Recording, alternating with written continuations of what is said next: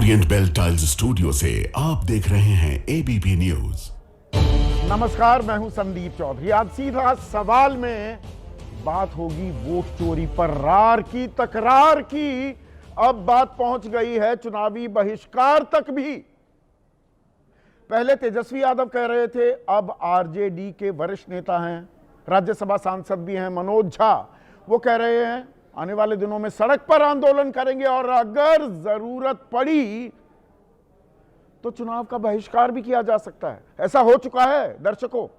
इस देश में 1992 में पंजाब में विधानसभा चुनाव थे और आतंकवाद चरम पर था। शिरोमणि अकाली दल ने बहिष्कार किया, कांग्रेस की सरकार बनी थी, बेअंत सिंह की सरकार बनी थी, बहिष्कार हो चुका है चुनाव का। तो क्या नौबत वहां तक आ सकती है या ये दबाव बनाने की राजनीति है आरजेडी की, कांग्रेस की, विपक्षी खेमे की? अभी तक चुनाव आयोग ने जवाब नहीं दिया है। 7 तारीख को जो राहुल गांधी ने तथाकथित सियासी बम फोड़ा था, आरोप लगाए थे 1,250,000 फर्जी वोटर जी जोड़ दिए गए महादेवपुरा में, कर्नाटक में, बेंगलुरु सेंट्रल में। पर वकील बन रही है चुनाव आयोग का बीजेपी। और अब बीजेपी ने भी एक झांकी दिखा दी है। राहुल गांधी कह रहे हैं कि पिक्चर अभी बाकी है। यानी कि क्या राहुल गांधी और बड़ा धमाका करने वाले हैं? कुछ और तथ्य सबूत हैं क्या? तो बीजेपी को क्या अब यह लगने लगा है कि बहुत देर तक चुप नहीं रहा जा सकता? राहुल गांधी के जो आरोप हैं, पलटवार तो करना होगा और आज बड़ा पलटवार किया है। अब दर्शकों, यह भी नहीं दिखा रहे लोग, न जाने क्यों। अपना तो सीधा मानना है, ना काहू से दोस्ती ना काहू से बैर। बीजेपी ये पूरा पोथा लेकर आई है आरोपों का। घुसपैठिए, वोट बैंक से वोट चोरी। राहुल गांधी, प्रियंका, अभिषेक, अखिलेश, डिंपल, स्टालिन ने की वोट चोरी। कैसे की है? वही आरोप, जैसे आरोप राहुल गांधी लगा रहे हैं, भाई 000 मकान नंबर है, एक आदमी के 4-4 वोटर आईडी। अब ये अखिलेश यादव की लोकसभा कॉन्स्टिट्यूएंसी, डिंपल यादव का लोकसभा क्षेत्र, वहां की पोल पट्टी खोलती दिखाई दे रही है बीजेपी। अब इसमें दिलचस्प बात यह है, कांग्रेस को तो लग गए 6 महीने। एक विधानसभा क्षेत्र, 7 विधानसभा क्षेत्र हैं बेंगलुरु सेंट्रल की लोकसभा में, एक विधानसभा क्षेत्र, उसमें उसकी पोल पट्टी खोलने में 6 महीने लग गए। और यहां एल्गो का इस्तेमाल करके, एल्गोरिथम का इस्तेमाल करके, एनालिसिस करके बीजेपी कह रही है ये तो आप सालों से करते आए हो। इसमें सोनिया गांधी पर भी सवाल उठ गए कि नागरिकता भी नहीं ली थी भारत की और वोटर लिस्ट में आ गई। तो ये अचानक याद कैसे आया? और आपके पास सारी चीजें थी। या तेरी चोरी मेरी चोरी, किसने की बड़ी चोरी? खेल अब वहां तक भी पहुंचता दिखाई देगा क्या? पर उसमें बड़ा सवाल तो यह हो जाएगा, मतों की डकैती होती रही है क्या और अब भी हो रही है? तो लोकतंत्र, जमहूरियत, ए 1 मैन 1 वोट, यह सिर्फ एक कहने का तमाशा है। पर्दे के पीछे अंदर खाने कुछ और खेल भी चलता है क्या? और हम तो ये माने बैठे थे विश्वसनीय हैं जो नतीजे आते हैं। ये लोकतंत्र की, जमहूरियत की कैसी तस्वीर सामने आ रही है? तो वोट चोरी का जो ये मामला है, जो लगातार गर्मा ही नहीं रहा है, बल्कि जो तकरार है, जो रार है, सियासी रार, वो लगातार बढ़ती जा रही है। और राहुल गांधी के साथ अब कदम ताल करते दिखाई दे रहे हैं तेजस्वी यादव, क्योंकि विशेष पुनरीक्षण को लेकर सुप्रीम कोर्ट में आज दूसरे दिन भी सुनवाई लगातार जारी रही। कल भी होगी सुनवाई, 11, सवा 11 बजे सुनवाई शुरू हो जाएगी। आधा घंटा मिला है याचिकाकर्ताओं को, उसके बाद चुनाव आयोग ने भी जवाब देना है और चुनाव आयोग के जवाब को लेकर सभी को इंतजार है। और इसी बीच तेजस्वी यादव ने आरोप लगाए हैं कि बीजेपी के इशारे पर वोटों की डकैती हो रही है। 2020 में भी इन लोगों ने वोटों की चोरी की थी। मुजफ्फरपुर की मेयर के पास 2 वोटर आईडी कार्ड हैं, एक ही विधानसभा में 2-2 एपिक आईडी हैं और गुजरात के लोग बिहार में वोटर बन रहे हैं। अब इसमें नाम है बिहार बीजेपी के प्रदेश संगठन महामंत्री भीखू भाई दलसानिया, यह बाकायदा ट्वीट किया है तेजस्वी यादव ने, नाम भी गुजराती में लिखा हुआ है, और ये पटना साहिब के वोटर बन गए। 2024 में ये गांधीनगर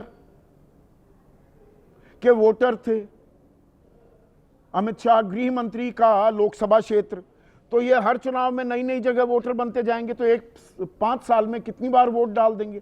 ये सवाल तेजस्वी यादव उठाते दिख रहे हैं। और यहां पर अब बात तो बहिष्कार तक आ गई, तकरार इतनी कि चुनाव का क्या हो जाएगा बहिष्कार। सुनिए पहले तेजस्वी यादव क्या कह रहे हैं। 17 तारीख को तो हम लोग जा ही रहे हैं यात्रा पर, राहुल जी, हम लोग सब लोग, और जनता के बीच जाएंगे, अपनी बात को रखेंगे और हम लोग देखेंगे कि क्या माहौल है। जब इलेक्शन कमीशन को अगर बेईमानी ही करने के मूड में रहेगा, जब सब कुछ तय ही हो जाएगी पहले से, तो इस पर भी हम लोग विचार कर सकते हैं। ओपन है कि भाई बहिष्कार करें ना करें। ये तो बात हमने पहले भी बोला है और बार बार हम इस बात को भी कह रहे हैं। अब क्या दरअसल चुनाव का बहिष्कार हो सकता है, और बहिष्कार करने लगे अगर समूचा विपक्ष, तो क्या चुनाव होंगे या वो बेईमानी हो जाएंगे? देखिए, चुनाव रद्द नहीं होते हैं, ऐसा कोई संवैधानिक कानूनी प्रावधान नहीं है। 1992 का मैंने जिक्र आपको सामने कर ही दिया। पंजाब में शिरोमणि अकाली दल ने बहिष्कार किया, चुनाव हुए, कांग्रेस की सरकार बन गई, बेअंत सिंह मुख्यमंत्री बन गए। अब कोई विरोधी उम्मीदवार नहीं होगा तो निर्विरोध चुनाव घोषित कर दिया जाएगा। जो भी होगा वहां पर उम्मीदवार जो चुनावी रण में होगा। लेकिन क्या यह दबाव की राजनीति है? सवाल यहां पर यह भी है। अभी चुनाव आयोग ने एसआईआर को ना तो रोकने के बारे में कुछ कहा है, बल्कि यह कहा है कि जो चुनाव आयोग कर रहा है वो फेयर लग रहा है, वो पारदर्शी दिख रहा है। अभी कल क्या आता है ये सिर्फ टिप्पणियां हैं दर्शकों, इन पर मैं ज्यादा तवज्जो नहीं देता हूं, ज्यादा तरजीह या तवज्जो नहीं देता हूं। पर बहिष्कार के बीच अब बीजेपी ने भी पलटवार किया है, और यह बहुत दिलचस्प है। यह बहुत बड़ा पोथा दस्तावेजों का बीजेपी लेकर आई है। घुसपैठिए, वोट बैंक से वोट चोरी, और नाम डाल दिए हैं सबके, राहुल गांधी, प्रियंका गांधी, अभिषेक बनर्जी, अखिलेश यादव, डिंपल यादव, स्टालिन, एमके स्टालिन। और शुरुआत किस बात से कर रहे हैं? शुरुआत कर रहे हैं कि इंदिरा गांधी, भाई इनके तो 2 बार वोटर आईडी बने, 1980, 1983, तब तक ये भारतीय नागरिक ही नहीं बनी थी। ऐसे अवैध फर्जी काम करना शगल है कांग्रेस का, इसीलिए हमारे ऊपर ऐसे आरोप लगा रहे हैं। अब 80 और 83 की बात अब याद आ रही है 2025 में। 11 साल तो आपको यहां सरकार में हो गए, तो उनका वोटर आईडी ही खारिज करा देते। अब ये याद क्यों आ रहा है? पर यहां नहीं रुकता सिलसिला। अब ये घुसपैठिए वाले कागजों में अनुराग ठाकुर आरोप लगा रहे हैं कि कांग्रेस ने 1952 का जो चुनाव था तभी भ्रष्टाचार की नींव रख दी थी। कांग्रेस सीपीआई ने मिलकर डॉक्टर भीमराव अंबेडकर को, बाबा साहिब भीमराव अंबेडकर को हरा दिया था। 74,333 वोट खारिज हुए और अंबेडकर जी 14,561 वोट से हारे। ये कमाल का ज्ञान यकायक सामने आ रहा है। और अगर ये सही है तो ये तो कांग्रेस को कटघरे में खड़ा करना चाहिए, या करना चाहिए था, इतने साल तक चुप रहे। अब रायबरेली में मोहम्मद कैफ खान है, बूथ नंबर 83, 151, 218, हर जगह इनका नाम है। हाउस नंबर 189 के पोलिंग स्टेशन 131, 131 पर 27 वोटर आईडी रजिस्टर्ड हैं। बंगाल के डायमंड हार्बर में हाउस नंबर 0011, बूथ नंबर 103 पर कई धर्मों के वोटर्स रजिस्टर्ड हैं।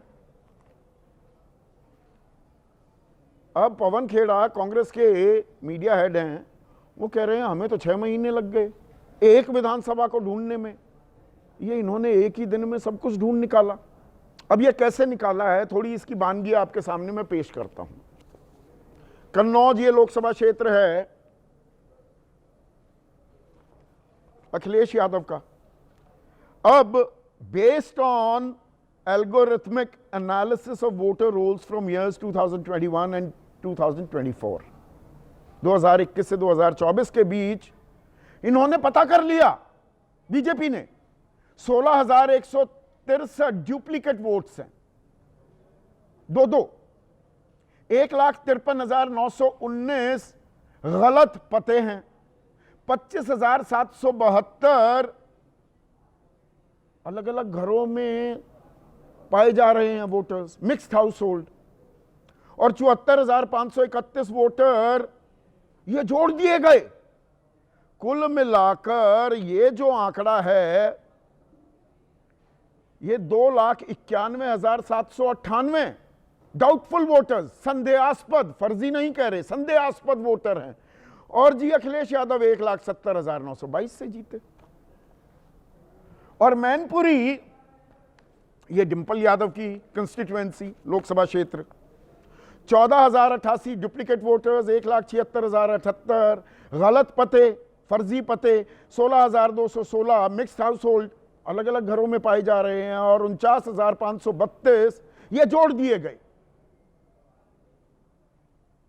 मतलब मैस एडिशन हो गई, बड़े बड़े समूहों को जोड़ दिया गया। तो 2,55,914 ये डाउटफुल वोटर, संदेहास्पद वोटर हैं, और डिंपल जीती 2,21,639। अब समझ रहे हैं विनोद, ये मैं कई बार कह चुका हूं, ये क्या आंकड़े आ रहे हैं। अब कांग्रेस कह रही है यही तो हम कह रहे हैं कि फर्जीवाड़ा हो रहा है और आपने होने दिया। अब आपका पोल खोल हम कर रहे हैं, तो आप ये पोल खोल कर रहे हैं या अपनी पोल और खोल रहे हैं। पर पोल खोल हो किसकी रही है दर्शकों? या मजाक बन गया है हमारा लोकतांत्रिक ढांचा, हमारी चुनावी प्रक्रिया? ये तो बीजेपी भी अब वही बात कह रही है और कांग्रेस भी वही बात कह रही है, विपक्ष भी वही बात कह रहा है। तो संदेहास्पद वोटर संदेहास्पद हैं, तो ये चुनावी प्रक्रिया ही संदेहास्पद हो गई है क्या? तो हम खामखाम वोट डालने जाते हैं, खड़े होते हैं कतार में, पहले मतदान फिर जलपान, हर आदमी का बराबर का हक। और ये जो दावे किए गए हैं, अब इसमें अहम सवाल जो आ जाता है, राहुल गांधी से 20(3)(b के तहत शपथ पत्र देकर लिखित में शिकायत करने की जो बात चुनाव आयोग ने की थी, 4 राज्य हरियाणा, महाराष्ट्र, कर्नाटक और यूपी के मुख्य निर्वाचन अधिकारियों ने राहुल गांधी को नोटिस भेजा था। बीजेपी को भी यह नोटिस दिया जाएगा क्या कि आरोप सिद्ध करो, वरना शिकायत वापस लो, और यह साबित हो जाएगा कि आपने झूठे, सरासर झूठे, फर्जी आरोप लगाए।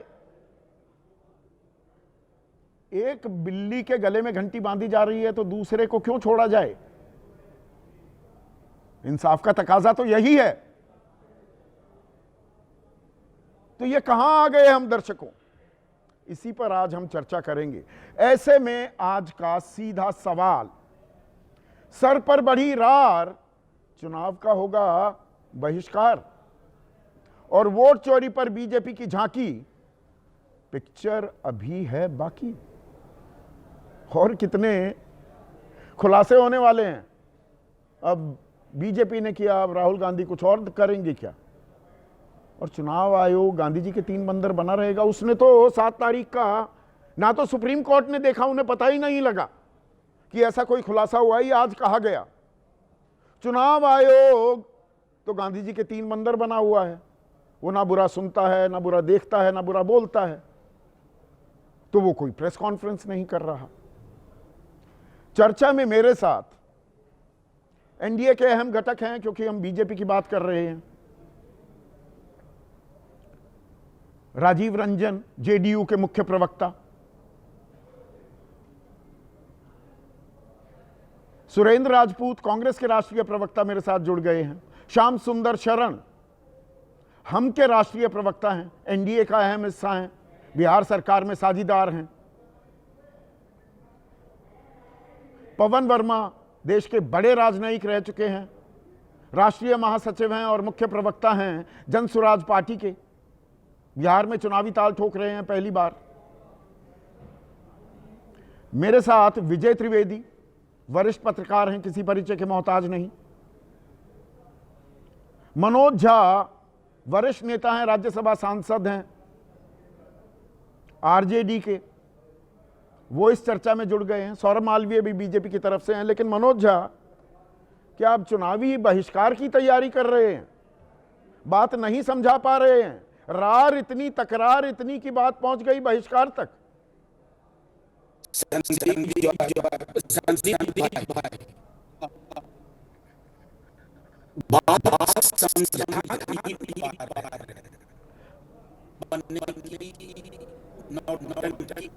मनोज भाई, थोड़ा सा आपके नेटवर्क में दिक्कत आ रही है, आवाज आपकी डिजिटाइज हो रही है, रिकॉर्ड्स डिजिटाइज होने में दिक्कत हो जाती है, यहाँ आवाज डिजिटाइज हो गई है। लेकिन सौरभ मालवीय, अरे ये घुसपैठी है, इतना बड़ा खुलासा कर दिया, एक दिन में ही पता लगा लिया। कमाल की रिसर्च है आपकी, एल्गो एनालिसिस है।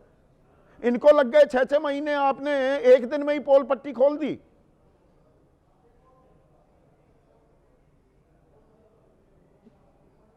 संदीप जी, कांग्रेस के लिए एक तो आवाज की थोड़ी दिक्कत आ रही है आपकी, अभी कराते हैं ठीक। आपकी आवाज ठीक आ रही है, आप बोलिए।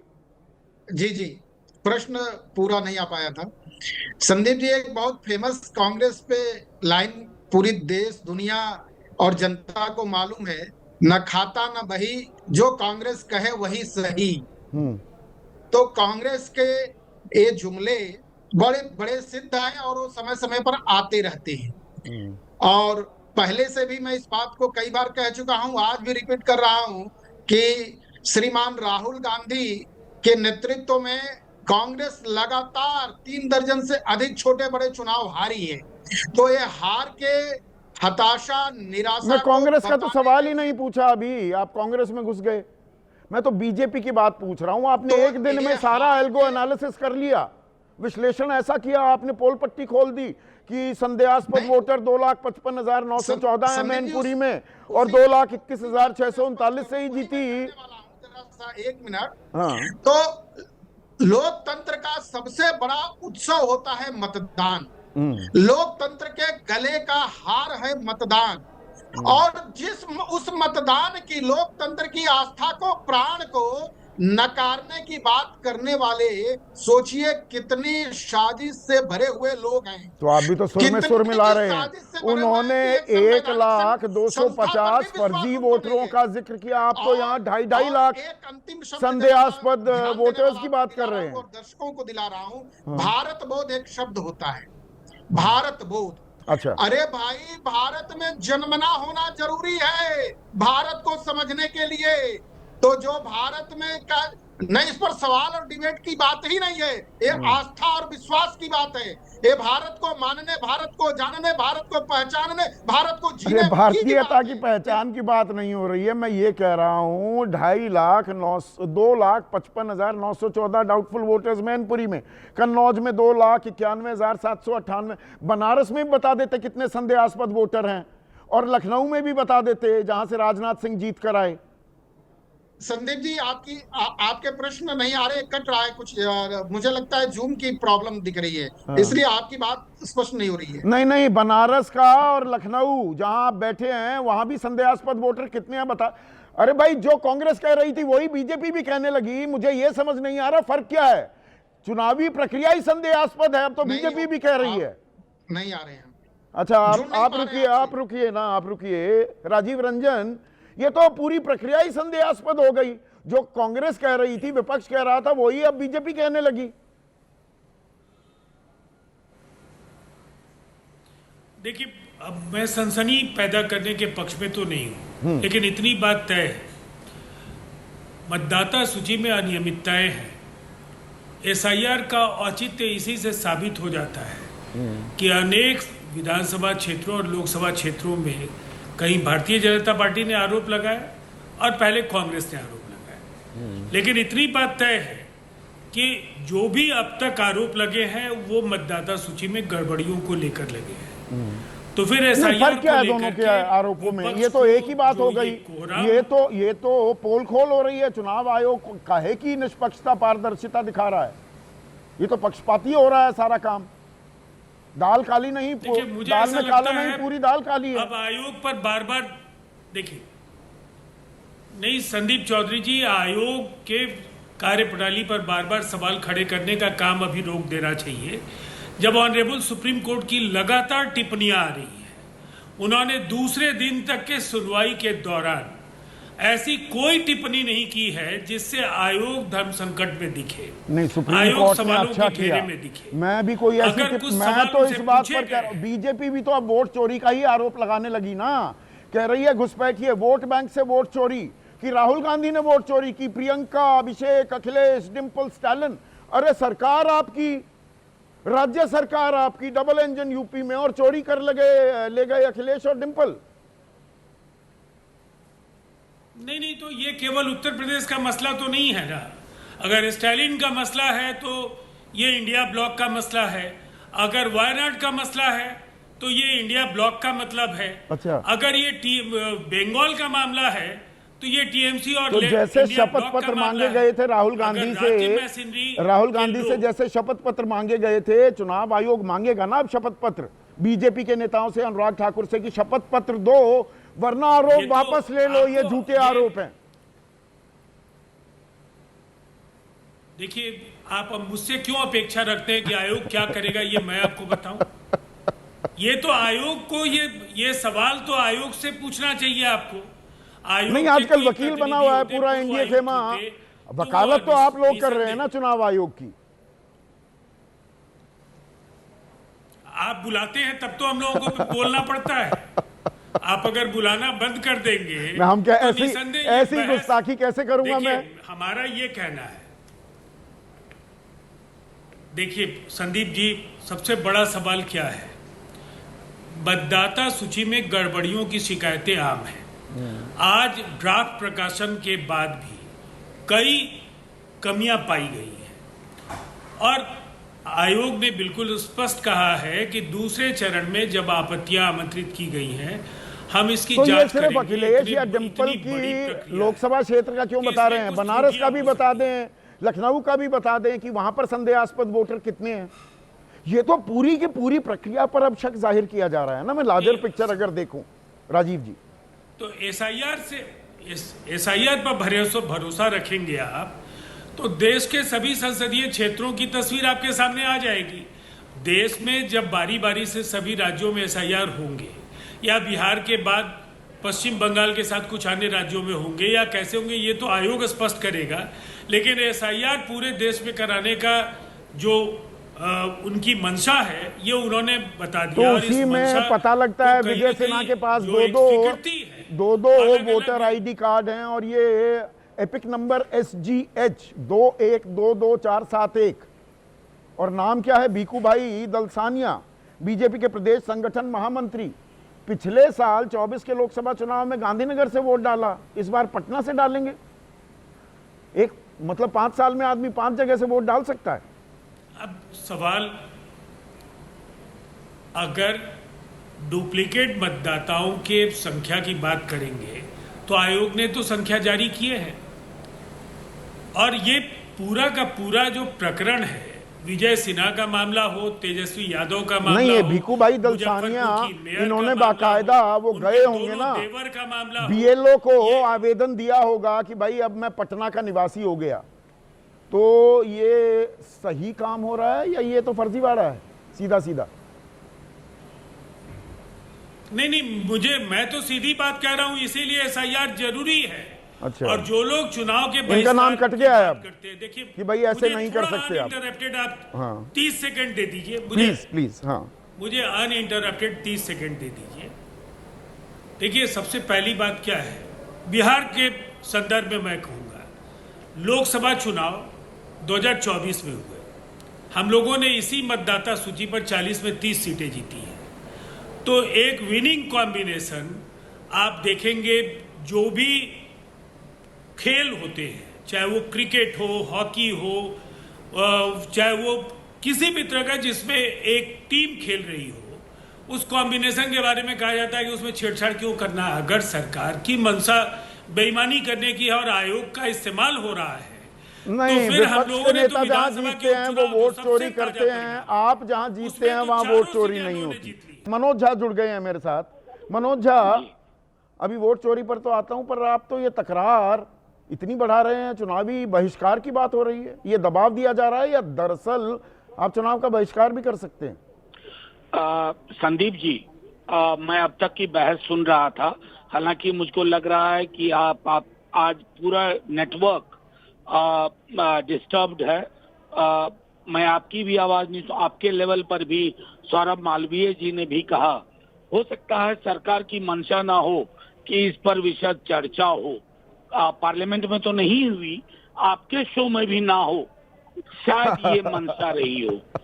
नहीं, ये तकनीकी दिक्कत हमारी है, इसमें सरकार का कोई लेना देना नहीं है। नहीं, सरकार का कोई लेना देना नहीं हो। सरकार बहुत बड़ी चीज है। सरकार इतनी बड़ी चीज है कि उन्होंने चुनाव आयुक्त के अपॉइंटमेंट के तरीके ही बदल दिए कि जिसको चाहे प्यादे की तरह वहां बिठा दे। तेजस्वी जी ने जो कहा उसको मैं गंभीरता से आपके समक्ष रखना चाहता हूं, क्योंकि हेडलाइन ये बन जाती है कि हम चुनाव का बहिष्कार करेंगे। हेडलाइन वो नहीं होनी चाहिए। हेडलाइन वो होनी चाहिए कि हमारी लेजिटिमेट मांग क्या है। वो तेजस्वी जी की जाति पारिवारिक मांग नहीं है। कल उन्होंने अपने विधानसभा क्षेत्र के लोगों को सुप्रीम कोर्ट में प्रस्तुत किया, योगेंद्र भाई ने दिखा दिया। और हमारे जितने, मैं समझता हूँ, गोपाल जी हों, अभिषेक जी हों, कपिल जी हों, प्रशांत भूषण जी हों, बृंदा जी हों, सबने दलीलें दी। अगर मेरा चुनाव आयोग सुनने से इनकार करता है, बावजूद कि सर्वोच्च न्यायालय ने 2 अवसरों पे कहा कि आप मैक्सिमम सैचुरेशन आधार का है, इसको इंक्लूजन के लिए आप इसको कंसीडर करिए।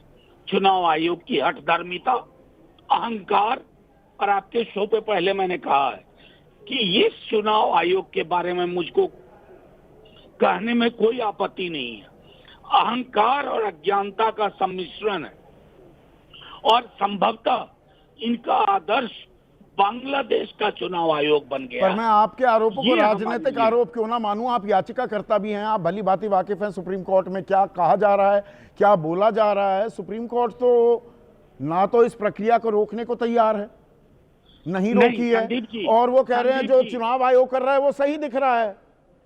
संदीप जी, आपने मेरी पूरी बात नहीं सुनी। मैं सिर्फ इतना कहना चाहता हूं, आज चुनाव सर्वोच्च न्यायालय में 2 शब्द संभवतः जस्टिस जयमाला ने कहा, कॉन्स्टिट्यूशनल एंटाइटलमेंट, अनकॉन्स्टिट्यूशनल राइट्स। उससे पहले अभिषेक जी ने लाल बाबू हुसैन के केस का हवाला दिया। कल कपिल सिब्बल साहब ने ह्यूमन ट्रेसपासिंग के बारे में बातें रखी। अब हम इंतजार करेंगे कि माननीय सर्वोच्च न्यायालय क्या फैसला करता। लेकिन ये जान लीजिए, लोकतंत्र में अगर चुनाव आयोग लोगों को प्रोटेक्ट नहीं कर सकता है, और तंत्र जो किसी के इशारे पे चल रहा है, किसी के इरादे पे चल रहा है, तो बहुत भारी मुश्किल होगी। मेरा सिर्फ लिमिटेड ऑब्जर्वेशन आपके समक्ष यही था। आपने कहा, मैं सुन रहा था कई साथियों से, राजीव जी को भी सुना, राजीव जी कह रहे थे कि चुनाव आयोग सवाल करेगा। लेकिन जिस दिन राहुल जी से सवाल पूछे गए, उस दिन ये नहीं कहा गया कि ये चुनाव आयोग का प्रेरोगेटिव है, हम नहीं जाएंगे इसमें। दिक्कत ये है कि चुनाव आयोग की कोशिश होनी चाहिए कि सुकुमार सेन ने जो नींव दी थी, बुनियाद रखी थी प्रथम चुनाव आयुक्त के रूप में, वो उनका आदर्श हो, ना कि नहीं। यहाँ पर तो पोल पट्टी भी खोल रही है ना बीजेपी। 1952 में डॉक्टर भीमराव अंबेडकर के चुनाव में कितने वोट काट कर संदीप जी। 14,000 से उन्हें हरवा दिया। 57 में आप ही के राज्य बेगूसराय में पहला भारतीय चुनावी इतिहास का बूथ कैप्चरिंग का मामला आया। इंदिरा गांधी ने क्या किया, सारी पोल पट्टी खोल दी है बीजेपी ने। नहीं संदीप जी आप बहुत गंभीर पत्रकार हैं, आप स्वयं रिसर्च करते हैं। ये कम से कम भगवान की मैं आपसे प्रार्थना करूंगा, ये जो व्हाट्सएप फॉरवर्ड चलता है किसी जोशी जी के मॉडल का, मैं समझता हूं इससे हम लोगों को दूर रहना चाहिए। नहीं, मैं इसी पर पूछूंगा क्योंकि ये देखिए सोर्सिंग पता होनी चाहिए, इसलिए मैंने बताया कि भाई बेस्ड ऑन एल्गोरिथमिक एनालिसिस। अब ये श्याम सुंदर शरण, बहुत बहुत शुक्रिया। आज बड़ी दिक्कत आई, तकनीकी दिक्कत, ये तकनीकी है, इसमें और ज्यादा खुराफात कम से कम मैं नहीं पाता हूं। पर श्याम सुंदर शरण, ये इतना जल्दी विश्लेषण हो जाता है, सब कुछ आपने निकाल लिया, इतना जल्दी खोज लिया? 1952 से लेकर 2024 तक का इतिहास, कहां कहां क्या क्या फर्जीवाड़े हुए?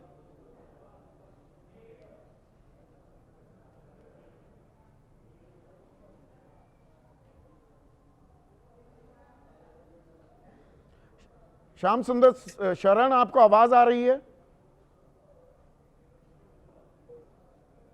श्याम बाबू, पीसीआर, उनको आवाज जा रही है कि नहीं जा रही है?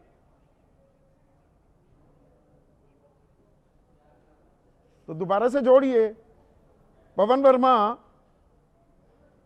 कैसे देख रहे हैं इस तकरार को?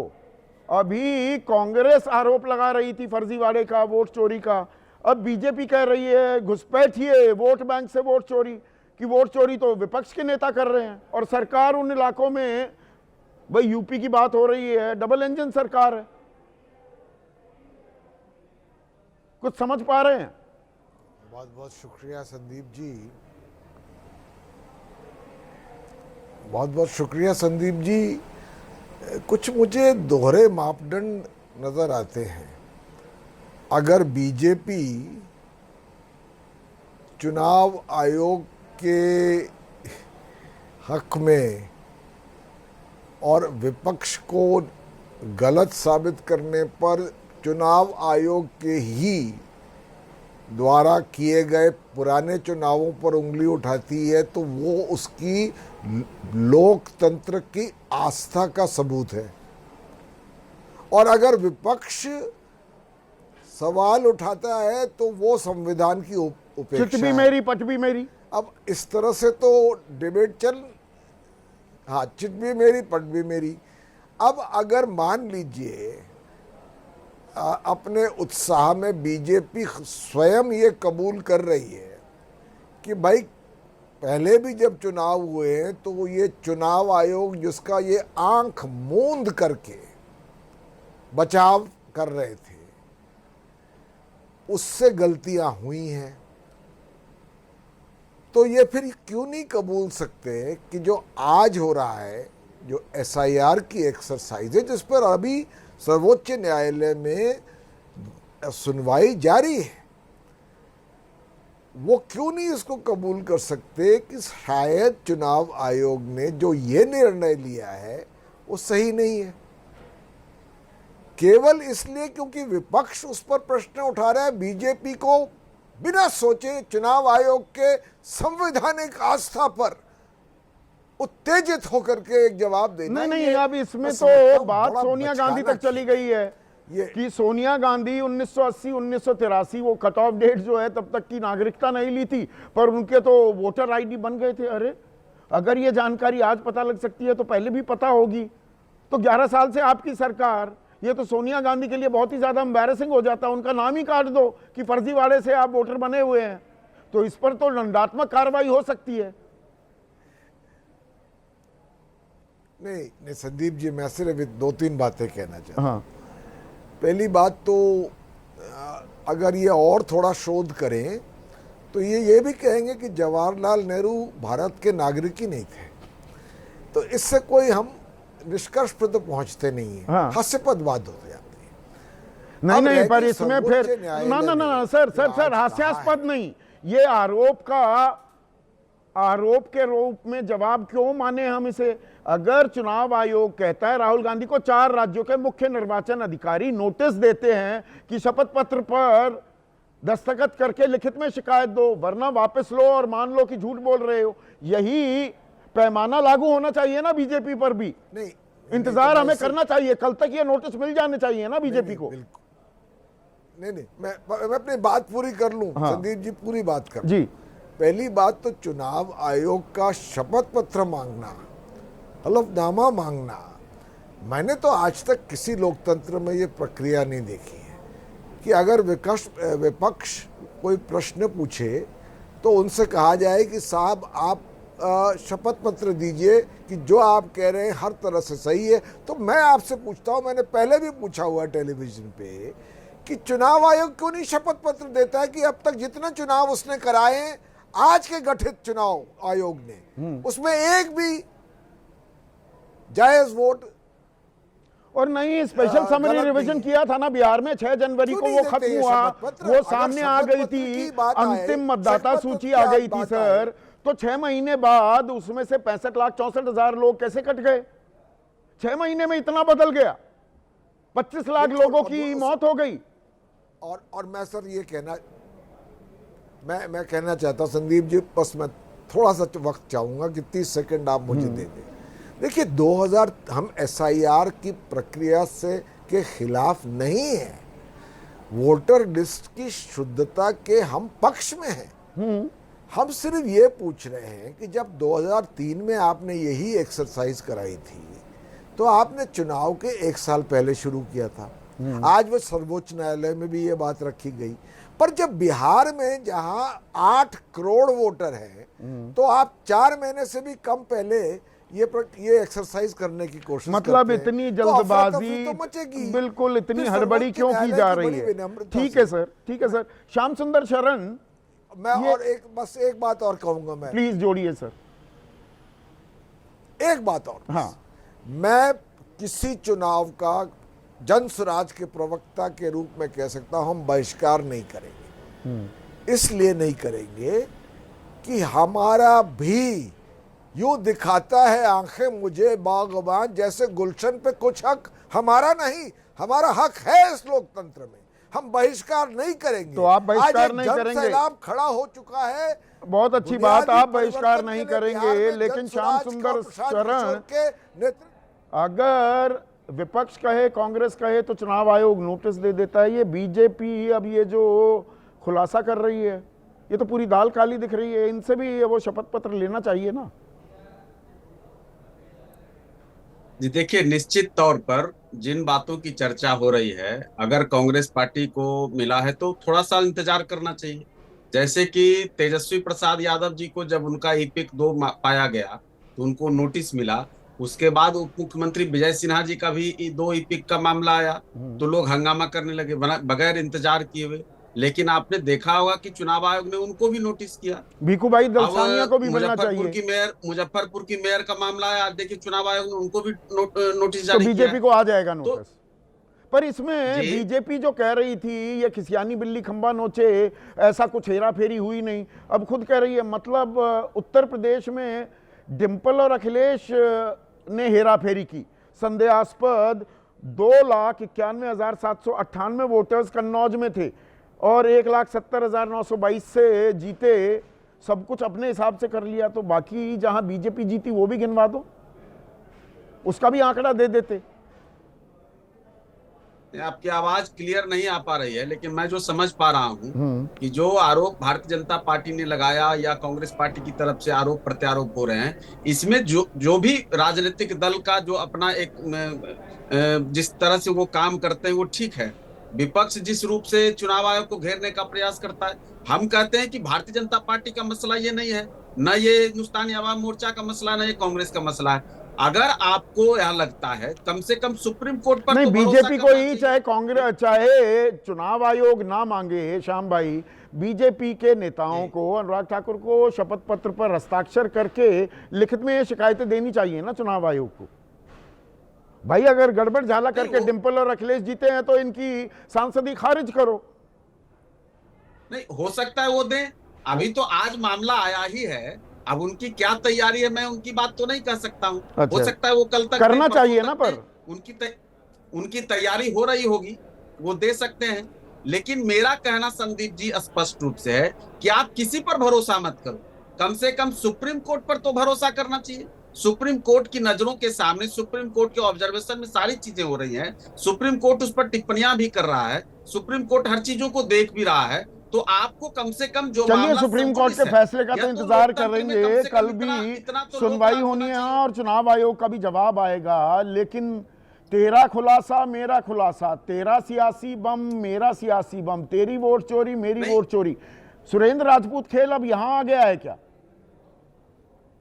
मैं अपनी पूरी एक बात करूं सेकंड, क्या? सुरेंद्र राजपूत जी, खेल यहाँ नहीं आया है संदीप भाई। हम तो भारतीय जनता पार्टी के खुलासे का स्वागत करते हैं और भारतीय जनता पार्टी से मांग करते हैं कि सारी जगहों के वोटर कर ले और नरेंद्र मोदी जी भी इस्तीफा दे दें और हम राहुल गांधी जी से भी इस्तीफा दिलवा देते हैं। यानी एक बार आप संसद भंग कर दो, दोबारा नए चुनाव कराओ, बेईमानी हो गई पुरानी। दोबारा नए जगह चुनाव के लिए तैयार है कांग्रेस। आप राष्ट्रीय प्रवक्ता हैं, अधिकृत प्रवक्ता हैं, आप कह रहे हैं आप तैयार हैं, भंग कर दो संसद को, नए चुनाव हो जाएं। मैं पूरी जिम्मेवारी से कह रहा हूं कि जो भारतीय जनता पार्टी ने आरोप चुनाव आयोग के ऊपर लगाए हैं और भारतीय जनता पार्टी हमें राय दे रही थी कि राहुल गांधी जी क्यों नहीं शपथ पत्र दे रहे हैं, चुनाव आयोग में शपथ पत्र अनुराग ठाकुर भारतीय जनता पार्टी दे और पूरे देश के चुनाव खत्म करे, भंग करे, ये सरकार को भंग करे। हम चुनाव के लिए तैयार हैं, नंबर 1। नंबर 2, सबसे बड़ी बात है कि तू इधर उधर की ना बात कर, ये बता कि काफिला क्यों लुटा, हमें रहजनों से गिला नहीं, तेरी रहबरी का सवाल है। आज तक जो क्या नाम ये फिजूल की बातें भारतीय जनता पार्टी ने करी, क्या नाम अंबेडकर साहब से लेकर के और इंदिरा गांधी जी तक और सोनिया गांधी जी तक, इसका भी हलफनामा वो लोग दे दें और चुनाव आयोग के ऊपर जांच करे चुनाव आयोग। हम उसके लिए भी तैयार हैं, हम तो सारी चीजों के लिए तैयार हैं। लेकिन कम से कम भारतीय जनता पार्टी ने एक चीज तो कर दी ना कि भारतीय जनता पार्टी ने राहुल गांधी जी के आरोपों को सत्य सिद्ध किया और कहा कि चुनाव आयोग भ्रष्ट है। कहां चुनाव आयोग? वो तो ये कह रहे हैं आप लोग वोट चोरी करते हो, घुसपैठियों का वोट बैंक बनाया हुआ है, इन लोगों को राशन कार्ड दिए हुए हैं, इनको अपना वोटर बनाया हुआ है। आप कहानी में ट्विस्ट डाल रहे हैं। हम तो कह रहे हैं ना, अगर भारतीय जनता पार्टी के नरेंद्र मोदी जी के, अमित शाह जी के सर्वशक्तिमान गृह मंत्री के रहते हुए, सर्वशक्तिमान डोनाल्ड ट्रंप के दोस्त, हाउडी ट्रंप के दोस्त के रहते हुए आज की डेट में अगर हम क्या नाम वोट बैंक बना पा रहे हैं, तो ये नरेंद्र मोदी जी की और अमित शाह जी की विदेश नीति की, सीमा की नीति की, रक्षा की नीति की विफलता, उन्हें तो पद तुरंत त्याग कर देना चाहिए। अगर हम ऐसे घुसपैठिए लेकर के आ रहे हैं तो तब तो इन्हें एक सेकंड भी, आपको भी मांग करनी चाहिए हमारे साथ में। विजय भाई बैठे, इनको भी मांग, ऐसा कमजोर प्रधानमंत्री, ऐसा कमजोर गृह मंत्री, ऐसा कमजोर रक्षा मंत्री जिस देश में हो, उस देश का क्या होगा? देश तो सुरक्षित है नहीं। पर दरअसल खेल क्या ये हो रहा है, तेरे आरोप मेरे आरोप, शपथ पत्र आप नहीं देंगे ना, बीजेपी देगी। दरअसल 20-3 भी अप्लाई भी नहीं होता, तो बस आरोपों में ही खेल चलता रहेगा क्या? ना, आरोपों में नहीं। हम तो एक बात कहते हैं ना, हमने तो कहा हम इस्तीफा, नरेंद्र मोदी जी पूरी संसद को भंग करें, नए चुनाव कराएं, इससे बड़ी बात और कोई क्या कहेगा? आज इस बात को देखिए, आप कोई भी आदमी ये नहीं देख रहा है संदीप भाई कि चुनाव में मतदाता के रजिस्टर्ड होने की बेसिक प्रक्रिया क्या है।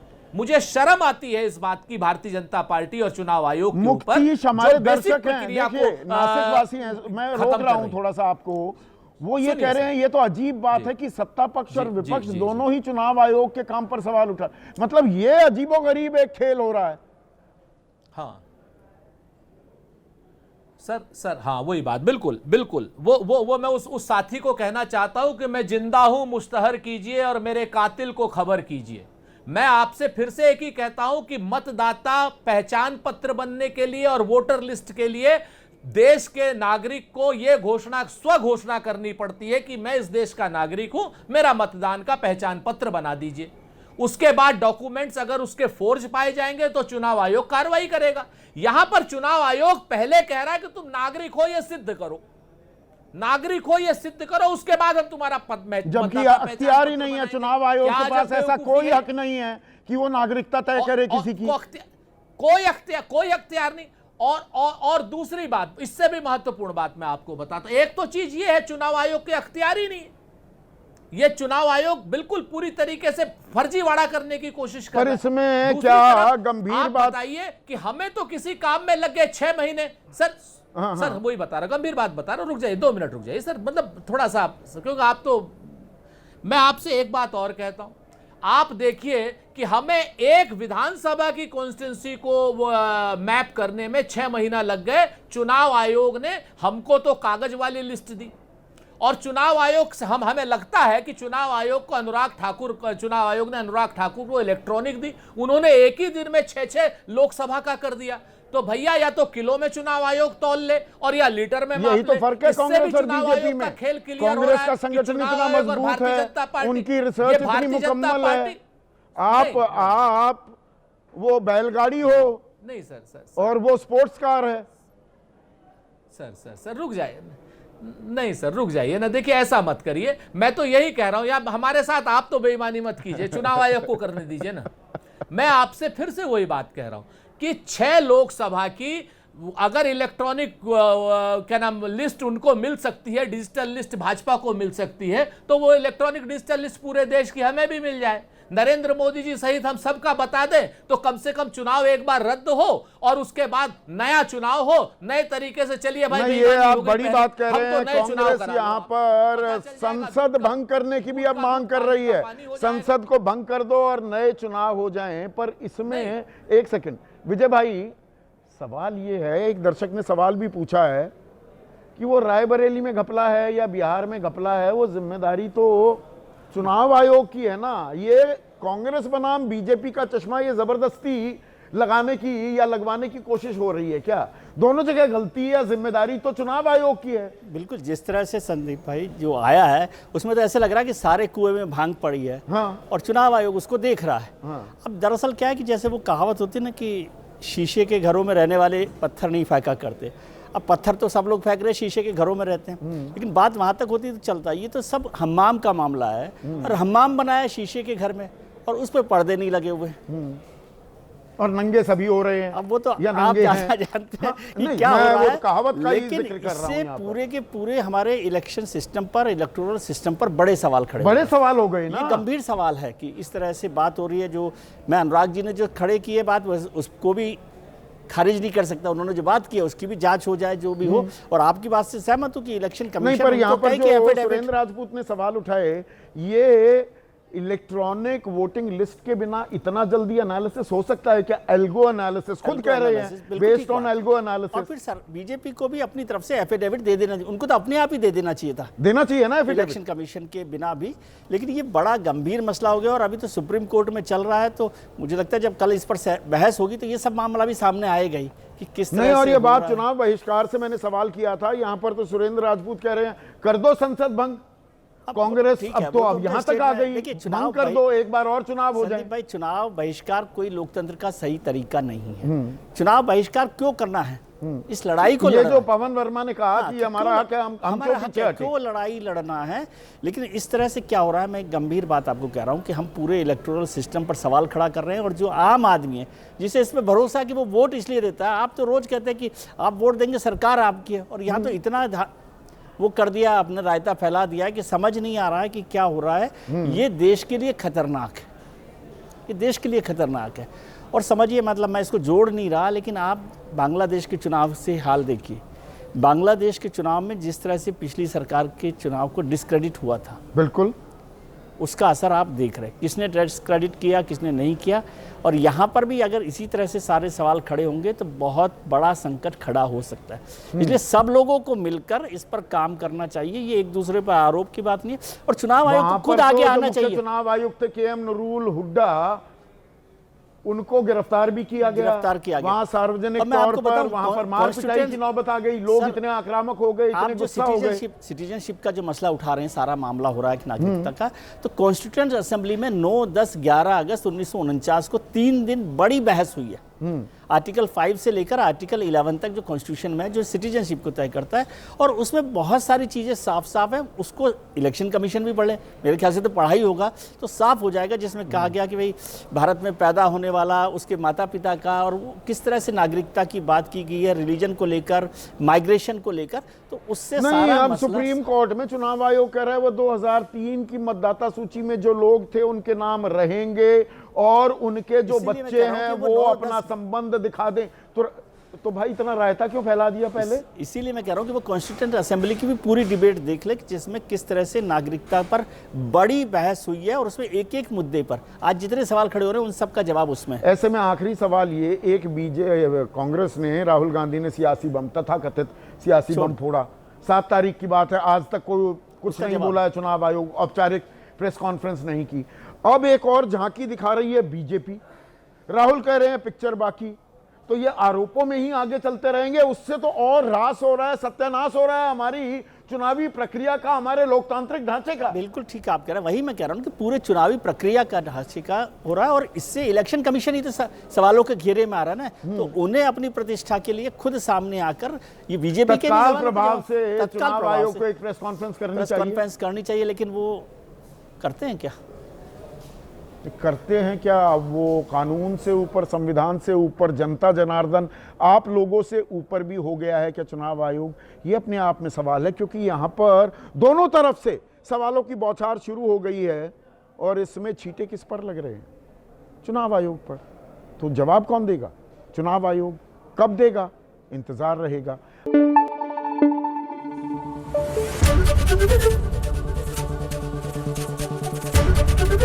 एबीपी न्यूज आपको रखे आगे।